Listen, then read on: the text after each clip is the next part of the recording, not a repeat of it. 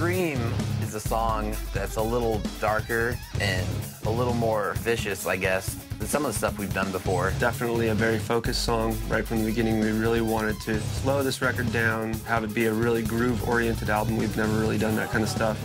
The Rev is a freak when it comes down to laying just a wonderful groove down. We wanted to slow down the record to a tempo of about like 140, kind of the idea of where your heart rate is. And we just wanted it to have a ton of vibe and just a ton of energy.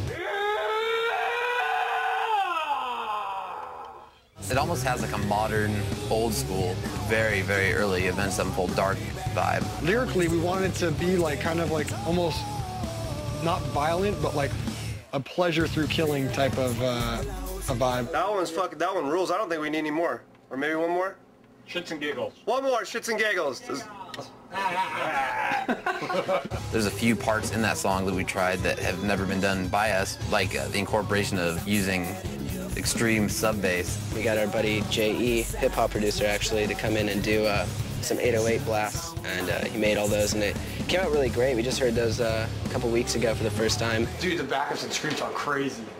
Mix. Oh, cool. Yeah, I've been listening to the... Is it up a little louder or something? Yeah. Nice. So if you have a system with subs, you're actually going to hear just this super low sub bass come in, and it'll just rattle your speakers, and I think that's something that, you know, hard rock, heavy metal bands and songs haven't really done. We're in Vegas a lot. And I like to gamble. I love to gamble. That's a good time. I was like, you know that chromatic scale when you pull down a slot machine? I was like, that'd be pretty fucking sick as a riff. Zacky came back with a full-on chromatic scale. Like, you know, he took the idea and it was awesome. He sent us this demo of it. We're like, yeah, that's perfect. That's really cool. Brian went home and he came up with the da-da, kind of added a little more groove to it. The down, down, down. He's always been a really big fan of those type of like grooving, like bending, huge guitars. He just loves that stuff. And he loves it when it's a little bit out of tune and a little bit, you know, wavering a little bit so it's not too pretty sounding. The guitar solo, we were actually lifting weights, working out, and I was like, dude, you know what would be cool in the beginning of the record would be if you just shredded over something and you it really didn't even have any notes. You're just doing a motif of like a over and over and over. Okay.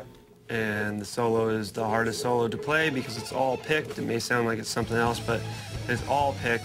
It's all those fast, ridiculous triplets, and I don't know how I'm going to play it live, but we'll figure it out. That's a badass solo. it's a song that you could definitely bang your head to, or you can always see one of your favorite dancing girls dancing to it. To me, this song with the riffs and stuff was like a strip club anthem, you know, just pure groove. Girls can dance to it. At the end of that song, we kind of wanted to make it like kind of coming in and out and a little bit more of like a euphoric type of feeling. So me and our engineer Fred sat up really late one Saturday night and we started messing around with samples and with delays and reverbs and different sorts of things. And we sat there and just took all my vocals and took them apart and let them go through it. I like the way it like blends into the chorus. That's the craziest, yeah. So that's what Scream came about. We didn't want it to be like, oh, here's a grooving part and we're gonna ruin it with a fast part. Kept the whole thing grooving, the whole thing's the same tempo, and it just always makes you bop your head. You'll never hear a part in that song where you just want to go like this.